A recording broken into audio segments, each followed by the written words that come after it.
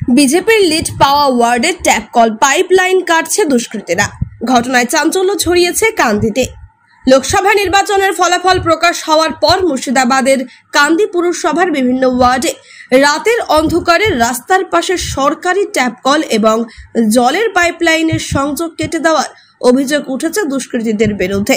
এই ঘটনা জানাজানি হতে এলাকায় আতঙ্ক তৈরি হয়েছে। পুরসভার কর্মকর্তারা এই ঘটনায় উদ্বেগ প্রকাশ করেছেন। পুরসভার জলের সংযোগ নষ্ট করার চেষ্টার ঘটনাটি বৃহস্পতিবার কান্দি পুরসভা কর্তৃপক্ষ লিখিতভাবে পুলিশকে জানিয়েছে। গোটা ঘটনার তদন্ত শুরু করেছে কান্দি থানার পুলিশ। পুরসভা সূত্রে জানা গিয়েছে, কান্দি পুরসভা বহরমপুর লোকসভার অধীনে রয়েছে। এবার লোকসভা নির্বাচনে কান্দি পুরসভার 18টি ওয়ার্ডের মধ্যে মাত্র 4টি ওয়ার্ডে লিড পেয়েছেন তৃণমূল কংগ্রেস প্রার্থী ইউসুফ পাঠান।